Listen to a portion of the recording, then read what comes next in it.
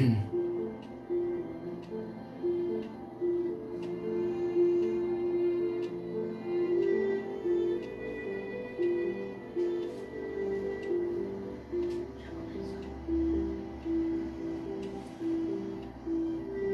noite, Lídia, seja bem-vinda.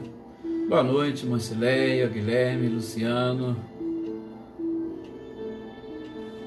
Sejam todos bem-vindos para mais uma noite de reflexões, de estudo. Eveline, nossa companheira Eveline, lá de São Paulo, seja muito bem-vinda. A Roberta também sempre participa conosco. Obrigado, Eveline, Roberta.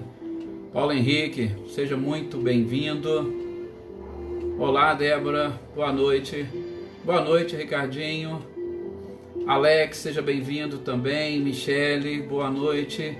Lá de Cássia. O Cido, nosso companheiro daqui. Patrícia, lá do Carmo do Rio Claro, boa noite, Patrícia, seja bem-vinda. Fátima, muito obrigado pela sua presença. Marcileia também, todos os seus compartilhamentos. A Cris, o Emerson. Célio. Boa noite, Célio, seja bem-vindo. Maí Aparecida, também nossa companheira lá de São Paulo.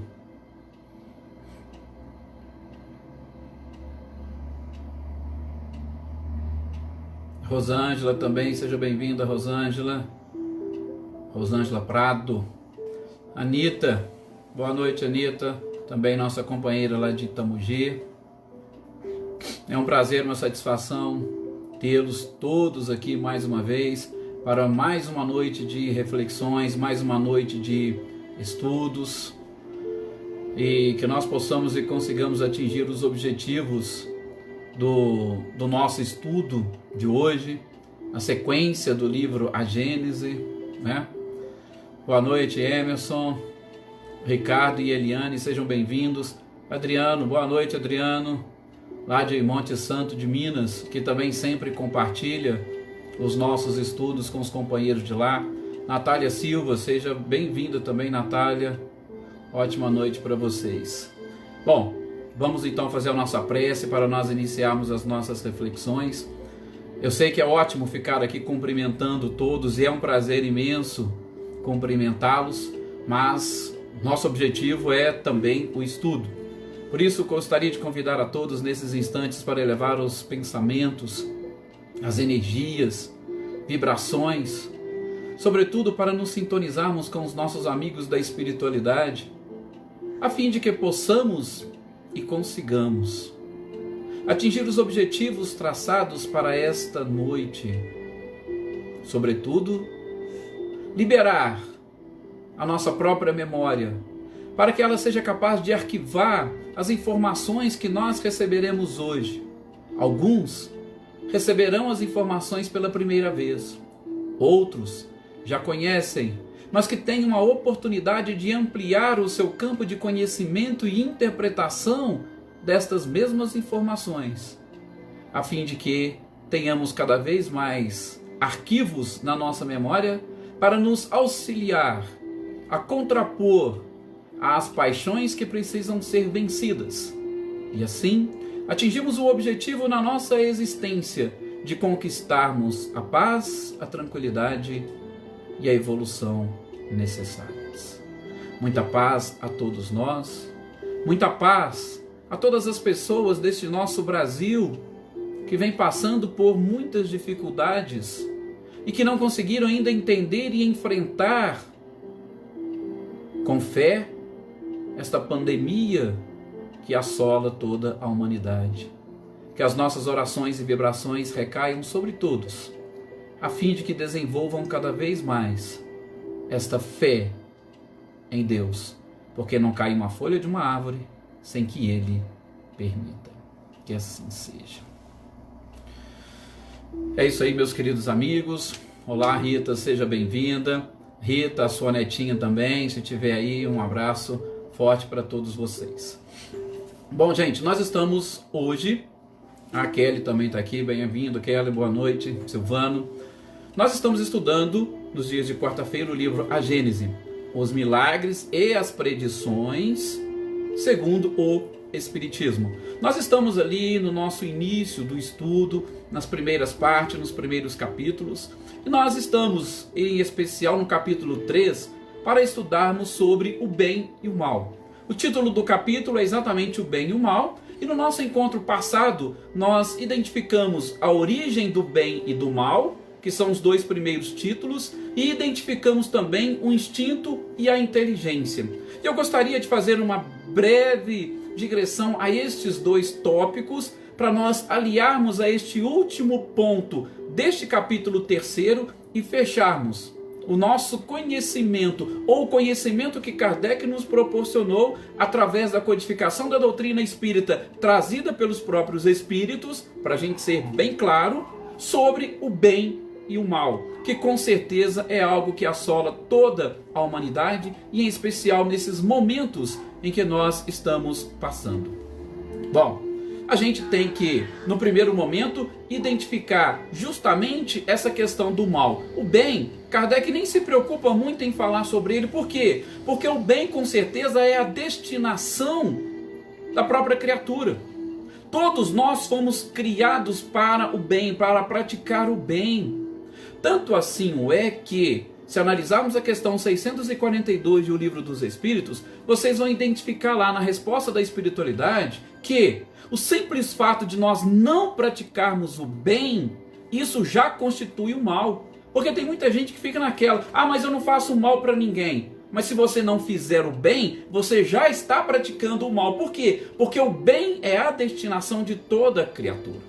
Então, Kardec não se preocupa muito com o bem, mas ele tenta trazer para nós e nos explicar a questão do mal e, sobretudo, a sua origem. E nós vimos que o mal, a princípio, podemos concluir, ele não tem uma existência real. Por quê? Porque tudo que existe foi criado e foi criado por Deus, e Deus, sendo perfeito, não criaria o mal. Só que nós identificamos dois tipos de mal na visão nossa, na visão da sociedade, na visão da criatura humana. Nós identificamos o mal, que é tudo aquilo que contraria, segundo a nossa própria capacidade de observação, aquilo que nós achamos que seria o bem. Tá? Então, nós estamos olhando pelo nosso ponto de vista, como nos diz Kardec. Então a gente tem aquele mal que nós não podemos evitar. Este mal que nós não podemos evitar é tudo aquilo que vai ser tratado mais adiante no Livro dos Espíritos. Nós vamos ver sobre os flagelos, sobre esses fenômenos da natureza que sempre trazem, na nossa visão, algum tipo de prejuízo para nós ou para a sociedade de uma forma geral. São males que, segundo Kardec, nós não podemos evitar. Esses vêm justamente, como nós gostamos de dizer, de cima para baixo. E tem aquele tipo de mal, aquele que nós podemos evitar. Por quê? Porque ele depende pura e exclusivamente de nós. Ele nasce de nós. Sobretudo da nossa falsa interpretação de todas as leis naturais. E aí nós vamos perceber que, como está lá na questão 614 do Livro dos Espíritos, este mal que nós associamos com a dor e com o sofrimento, nada mais é do que o afastamento do cumprimento das leis de Deus. Então tudo aquilo que está fora do cumprimento das leis de Deus seria um mal. Agora vejam, será que esses flagelos naturais poderiam então ser classificados como mal? Fica aí a interrogação. Então, nós identificamos isso e, durante as nossas existências, nós temos que fazer o possível e o impossível para nós diminuirmos as influências externas, para que nós consigamos caminhar com tudo aquilo que nós já trazemos, porque as leis divinas estão gravadas na nossa consciência, questão 621, exatamente para nós caminharmos sem essa interferência externa, facilitando assim um caminho certo, um caminho reto. Sobretudo, como a gente tem falado em outras obras, sofremos muito influência da sociedade. E essa influência da sociedade deixa sobressair em nós as nossas paixões. E aí nós passamos a ser dominados pelas paixões, ao invés de nós as dominar. Porque o objetivo somos nós dominar as nossas paixões. Nós controlar as nossas próprias emoções. mas na grande maioria das vezes nós somos controlados por elas. Tá? Então, o objetivo nosso é exatamente isso, e aí nós estaremos caminhando com o bem. A simbologia de Adão e Eva está muito clara em toda essa parte, em todo este capítulo que Kardec nos traz. Sempre tem uma interferência externa. Foi a serpente que enganou. Então vem interferência externa e com isso a gente acaba indo praticar o mal. Infelizmente nós temos um pouco dessa fraqueza, que a gente vai ver, como eu disse ontem, na próxima terça-feira, no próximo capítulo do livro O Céu e o Inferno, que a carne é fraca, ou seja, a influência que a carne exerce também sobre o próprio espírito. E enfim, nós fechamos esta primeira parte da origem do bem e do mal com o item 10 deste capítulo 3, onde Kardec vai trazer que a origem das nossas paixões, dos nossos vícios, está justamente na falsa interpretação que nós temos da lei de conservação. E a partir daí, nós passamos a ver e identificar aquilo que Kardec nos traz sobre o instinto e a inteligência. E o que ele fala sobre o instinto e a inteligência? O instinto, ele define de uma forma fantástica, que é justamente aquela força oculta que solicita aos seres orgânicos e inorgânicos a desempenhar todo e quanto é tipo de força para manter a sua conservação. Veja, o instinto tem como objetivo principal conservar, sobretudo conservar a vida. Então, quando nós falamos de vícios, falsa interpretação da lei de conservação, que a gente vai precisar contrapor a destruição, como nós vamos ver hoje, a gente acaba exacerbando as nossas próprias paixões e nós não fazemos com que os instintos evoluam para os sentimentos. Tá? Então, o instinto é tudo isso que mecanicamente nós fazemos, e a inteligência é tudo aquilo que nós fazemos de uma forma reflexionada, quando a gente pensa, quando a gente raciocina, quando a gente escolhe. E nesse capítulo dessa parte, da inteligência e do instinto, nós vimos aí as 4 teorias, nós dividimos em 4 teorias, onde Kardec procura trazer hipóteses para explicar o instinto. Primeiro, que ele teria uma fonte na própria matéria, e a gente viu que não tem absolutamente nada a ver, ele não provém da matéria.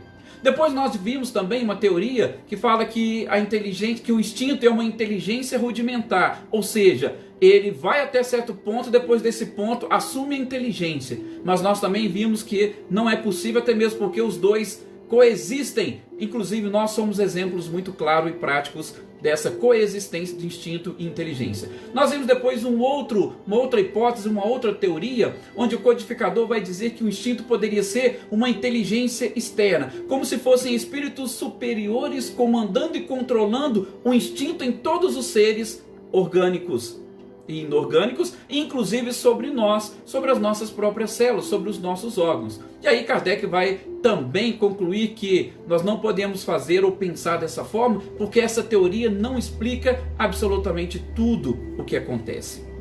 Por mais que os espíritos nos auxiliam e eles estão ao nosso lado, mas é impossível, por conta inclusive da unidade de todos os instintos, da forma como eles agem. Por isso, ele também descarta. E enfim, ele traz uma outra hipótese, que é justamente aquela com a qual nós concordamos, que um instinto nada mais é do que a providência divina atuando em todos os seres. E a gente sabe que a providência divina é perfeita. Então, ela é quem conduz todos os seres instintivamente até que eles tenham a inteligência e a capacidade de eles próprios desenvolver e comandar. É mais ou menos aquilo que a gente vê na questão 540 do Livro dos Espíritos, que veremos mais adiante. Então, essa providência divina vai, através do instinto, levando e conduzindo a criatura até ela chegar àquele ponto onde ela vai fazer as suas próprias escolhas. Ok? Por isso é que nós podemos concluir com muita tranquilidade que o instinto não erra jamais. O instinto, ele é infalível. Por quê? Sendo uma providência divina atuando, tranquilo. A providência divina também com certeza é infalível. Por quê? Porque provém justamente de Deus. Deus atuando em todos os seres. Isso mesmo, Paulo. Deus atuando em todos os seres. E essa providência divina vindo de um ser infinitamente perfeito, não tenho o que falar. Mas Kardec fecha essa parte, que depois vocês vão ler lá, ele fala assim, que não tem jeito da gente fechar todas essas teorias, porque ainda nos falta um pouco de informações para entender e captar tudo. Mas eu concordo com essa última teoria dele, e eu acho que ela consegue explicar, pelo menos para mim, todas essas hipóteses ou todas as possibilidades onde o instinto está efetivamente presente. Agora, a gente vai fechar esse capítulo falando da destruição dos seres vivos uns pelos outros. Como nós dissemos, né? A lei de conservação, ela precisa se contrapor e trabalhar junto com a lei de destruição. E é exatamente isso que Kardec vai desenvolver nesse capítulo. Por quê? Gente, a lei de destruição é uma das leis da natureza. É uma lei natural. A gente vai ver e estudar essa lei na terceira parte do Livro dos Espíritos, sobre as leis morais. A lei de destruição, ela só precisa ser entendida de uma forma correta. Por quê? Vamos repetir aquilo que nós aprendemos lá nos bancos escolares quando estudávamos ciência. Na natureza nada se cria, nada se perde, tudo se transforma. E Kardec, junto com a espiritualidade, vai trazer essa informação para nós. Não há destruição da forma como nós entendemos. O que acontece é uma transformação. Mais uma vez, é Kardec chamando a nossa atenção para nós começarmos a enxergar um Deus moral, espiritual, e não apenas um Deus material, que é a visão que nós temos. Nós temos apenas e tão somente a visão da materialidade. E aí a gente entende e acredita que houve realmente uma destruição, desapareceu por completo aquilo que estava à nossa volta. Como acontece, por exemplo, na morte. A morte é uma das leis naturais da destruição, e a gente não vai aprofundar muito nisso. Só agora neste ponto. Por quê? Porque nós estamos identificando a origem do bem e do mal. E, em especial, nessa destruição que, como o instinto vai fazer com que as pessoas e os seres busquem tudo, absolutamente tudo, para se conservarem. Por que vem então a destruição? E sobretudo se o instinto é de uma providência divina, ou ele é regido e conduzido pela providência divina. É uma questão interessante. E é exatamente neste embate entre um e outro que Kardec vai desenvolver esse trecho. Diz ele que, primeiro, precisamos aprender e encarar as coisas do ponto de vista que princípio material é uma coisa, princípio espiritual é outra. E quando a gente está falando, sobretudo no processo de evolução, este princípio espiritual, ele tem em contato, ou ele entra em contato com a matéria para aprender, para auxiliar e proporcionar evolução, tanto para a matéria quanto para ele próprio. Então, nós temos que ter em mente que o principal é o princípio espiritual. Não é o princípio material, não é a matéria, tá? Bom, partindo deste princípio, ele vai dizer para nós nessa parte. Então, a nossa verdadeira vida qual é? É a vida material ou é a vida espiritual? O que vocês acham?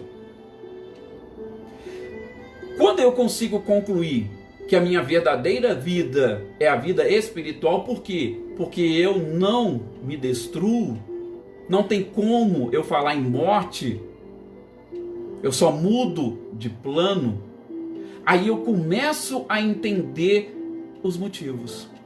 E Kardec vai separar em duas utilidades para esta lei de destruição. Tá? Uma, nós também vamos ver em algumas questões do Livro dos Espíritos muito claras. Uma das utilidades é justamente a alimentar. O que seria isso? Bom, corpos precisam de corpos. Chegaram a perguntar para ele, mas seria então justo nós nos alimentarmos dos animais? Ora, a resposta é mais ou menos assim, o seu corpo não é de um animal? Você não é um animal? Então, precisa-se de um animal para alimentar o outro animal. Pelo menos por enquanto vocês vão precisar disso. Então, a destruição, sobretudo no início, ela tem esta função de alimentar, porque o nosso corpo não conseguiria sobreviver sem a alimentação. Então, para isso, há a destruição de um ser vivo por outro. Não somente nós, seres humanos, mas os próprios animais.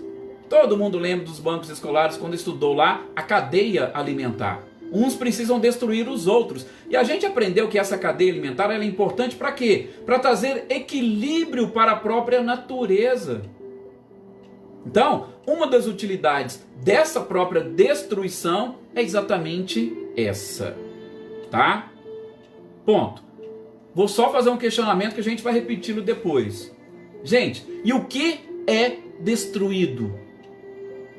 A destruição, uma das utilidades é alimentar. E eu pergunto de novo, o que é destruído?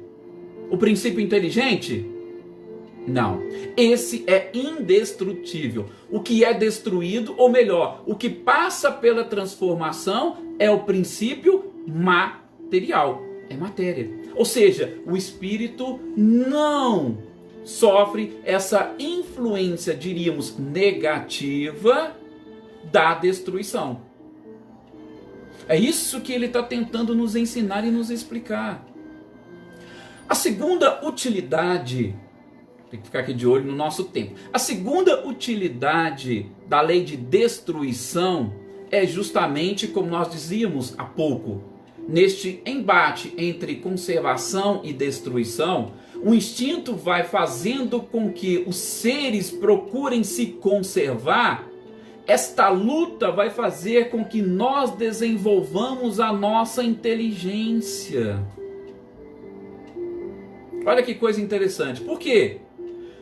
Assim como aqueles que não querem ser destruídos vão lutar para sobreviver, aqueles que estão no topo, vamos assim dizer, da cadeia alimentar, vão buscar meios para se alimentar de uma forma mais tranquila. Olha, eu vou indo, eu vou destruindo, mas vai chegar um momento que eu vou perceber que eu não preciso destruir para eu me alimentar. Eu posso substituir minha alimentação e eu posso ter uma vida muito mais tranquila. Por que eu vou ter que enfrentar um animal lá na selva, na floresta, se eu posso me alimentar de outra forma? Então veja, o desenvolvimento da inteligência vai fazer com que a criatura vá crescendo e evoluindo e buscando outros meios de atingir os seus objetivos.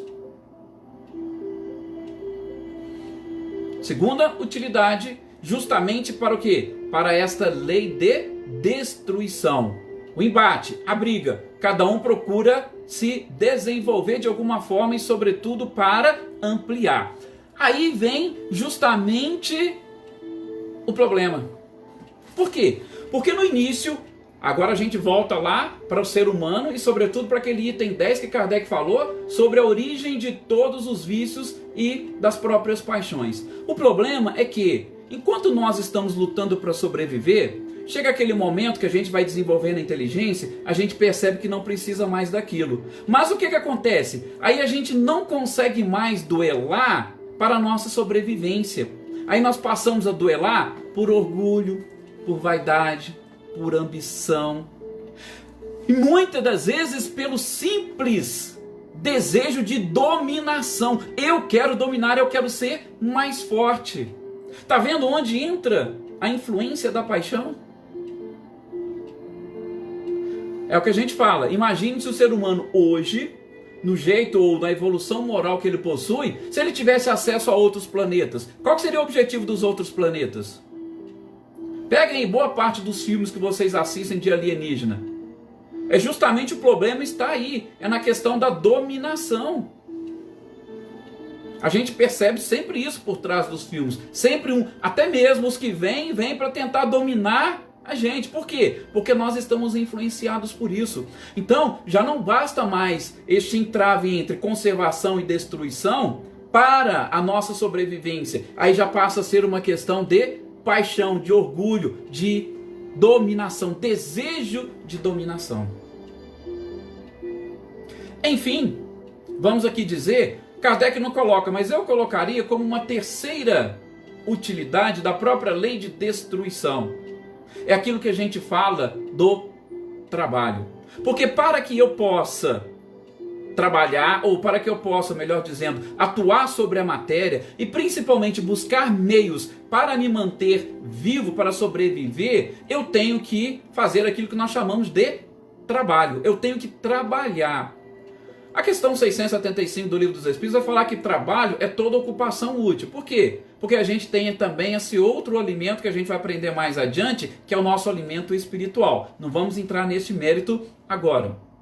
Mas a questão 676, ela vai falar que o trabalho também nos auxilia no aperfeiçoamento da inteligência. Então, a partir do momento que eu estou trabalhando para montar uma armadilha, que eu estou trabalhando para desenvolver uma agricultura, que eu estou trabalhando para desenvolver uma vacina para combater um vírus, veja, essa destruição vai aguçando essa nossa vontade e desejo de vencer, de sobreviver, e aí a gente começa a trabalhar. Então podemos também extrair dessa lei de destruição a própria necessidade do trabalho, ou o trabalho propriamente dito. O trabalho dos animais está mais relacionado com o quê? Apenas e tão somente com a conservação. E os homens, os seres vivos, da mesma forma. Nós também devemos trabalhar para a nossa conservação, como está aí o exemplo da pandemia. Mas também a gente começa a trabalhar para desenvolver cada vez mais a nossa inteligência. O único problema, gente, é que a gente está desenvolvendo muito a nossa inteligência para o lado tecnológico e a gente está esquecendo da inteligência para o lado moral. Ou aquilo que a espiritualidade fala, simplesmente a moral. Nós estamos, veja o que nós falamos no início, estamos trazendo um Deus para a matéria ou criando um Deus material, sendo que Deus é muito mais moral. Por isso que a gente não consegue entender as leis morais. Por quê? Porque a gente só quer leis materiais. E aí eu vou falar de destruição. Não, mas destruição é uma lei material, ela vai destruir. Então, não é condizente com Deus. Mas aí Kardec vai explicar para nós o objetivo de tudo isso e, sobretudo, a perfeição em tudo isso. O espetáculo, como diz Kardec, da destruição é incessante e Deus ensina o homem, através da destruição, a valorizar a vida espiritual. Que fantástico! E eu disse para vocês que tem dois textos que Kardec traz para nós na Revista Espírita. Um na Revista Espírita de agosto de 1864 e o outro na Revista Espírita de abril de 1862. São dois textos que vão nos ajudar a entender um pouquinho o que acontece, sobretudo porque o primeiro desses textos, o de agosto de 64, ele vai falar para nós sobre a destruição dos aborígenes do México. Aquela oportunidade que Cristóvão Colombo veio, descobriu a América e chegou aqui na América, viu os índios e tal, e de repente passaram a dominar os índios. Aí a dominação, tá? Não tinha mais aquele instinto de sobrevivência, mas mais de dominação, a paixão falando mais alto. Então, Cristóvão Colombo veio e identificou essas terras novas e tal. E tinha uma sociedade espírita lá em Bordeaux, e eles tiveram acesso a uma carta que Cristóvão Colombo escreveu.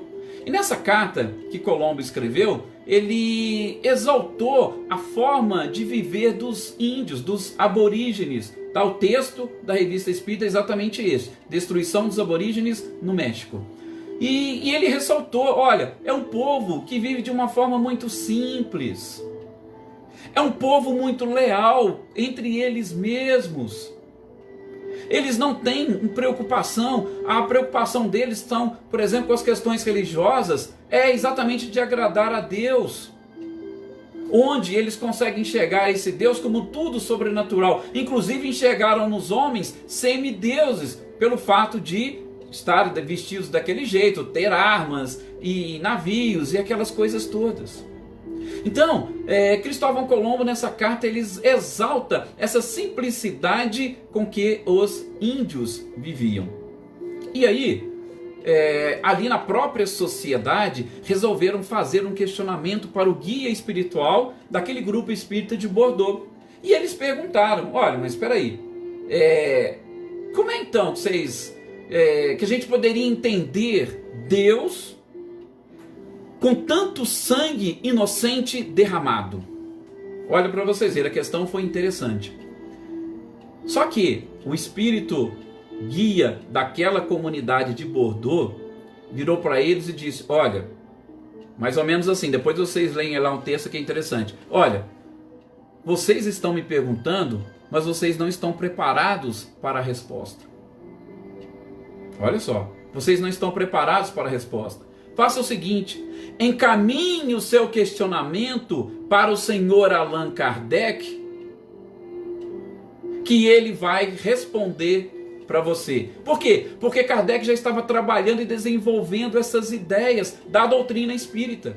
Então, o guia espiritual daquela sociedade falou, não, eu não vou nem responder para vocês, manda para ele, que aí vocês vão ter a resposta, ele vai explicar direitinho para vocês. Olha para a gente ver o trabalho de Kardec e da própria espiritualidade. E aí sim, encaminharam esse questionamento para Kardec, aí Kardec pegou e questionou um guia espiritual da Sociedade Parisiense de Estudos Espíritas. Até o texto não traz o nome do espírito, ele só fala que essa resposta veio através do médium senhor Dambel. Gente, eu vou tentar resumir para vocês aqui mais ou menos o que seria essa resposta. Ele vai dizer e explicar que os índios ou os aborígenes, como é tratado... deixa eu abrir um parênteses antes. Tá? Tem uma nota explicativa no fim dessa revista espírita, assim como também tem a mesma nota explicativa na revista de 1862, porque eles tiveram que justificar para o Ministério Público da França que não estava havendo nenhum tipo de discriminação com relação a esses povos. Tá? Então era um estudo baseado em todos esses princípios que a espiritualidade apresentou. Tá? Então não é nenhum tipo de discriminação. Aí agora a gente vai entender por quê? Porque o Espírito explicou para Kardec e para todos eles. Aquele princípio inteligente que estava naquele instante habitando o corpo de um aborígene, eles estavam muito tranquilos e há muito tempo naquela infância espiritual, e eles necessitavam desta, aspas, destruição, para que eles pudessem se unir a este novo povo, para formar uma raça nova, e uma raça com condição e capacidade de vencer e de evoluir. Eles não poderiam ficar mais estacionados da forma como eles estavam.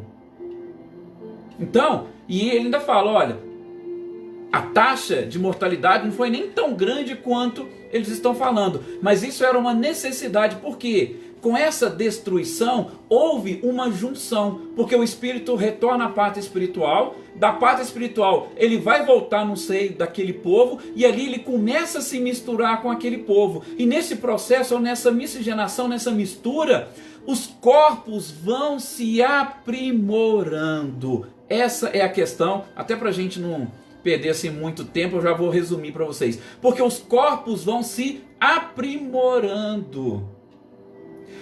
O corpo de um aborígene, de um indígena, ele tem algumas características que o corpo do habitante da Europa já tinha ultrapassado, ele já estava mais avançado.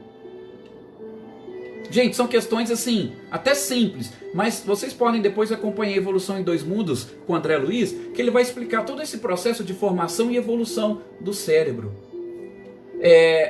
Mais especificamente na Revista Espírita de abril de 1862, Kardec vai falar um pouquinho dessa questão da frenologia, que é justamente uma ciência que naquela época já estudava a formação do nosso crânio. E eles vão identificando no crânio, no cérebro, que cada parte dele é responsável por uma função no nosso corpo. Só que é lógico, tem os frenólogos materiais e tem os frenólogos espirituais. Então tudo depende da sua visão. Kardec também vai rebater isso, se der, a gente fala aqui mais adiante. Só para explicar que esse corpo do indígena, ele tem algumas características muito mais rudes, porque eram seres recém-saídos daquela fase animalizada. Então o instinto falava mais alto neles do que a própria inteligência. E eles precisavam desenvolver. Imaginem se eles não fossem destruídos, se eles ficassem lá no cantinho deles vivendo como índios. Eles não iam crescer e não iam evoluir, eles não iam se misturar às outras raças. Não se misturando às outras raças, os seus próprios corpos não avançariam e teriam dificuldade de utilização da própria inteligência. E isso, gente, é uma coisa tão interessante que, é lógico, demandaria um pouco mais de tempo para nós falarmos. Kardec chega até a fazer uma comparação. Se você pegar hoje, tá, o princípio inteligente que habita o corpo de um aborígene, de um indígena, e pegar ele e colocar no corpo de um cientista europeu. Ele falou que o que vai acontecer? Vai chegar num certo tempo que o corpo do cientista vai atrofiar. Por quê? Porque esse princípio inteligente que está ali, ele não sabe utilizar todas as faculdades do corpo do cientista. E ele vai falar que o contrário também. Se você pegar o princípio inteligente que habita o corpo de um cientista e colocar no corpo de um aborígene, ele vai se sentir, esse é o exemplo de Kardec, como um pianista dos mais espetaculares do mundo, e você entrega para ele um piano faltando a mais da metade das cordas. Ele vai conseguir tirar algum som daquilo ali? Aliás, ele vai entrar em desespero. Isso a gente percebe inclusive com algumas pessoas que vêm com algumas faculdades mentais atrofiadas.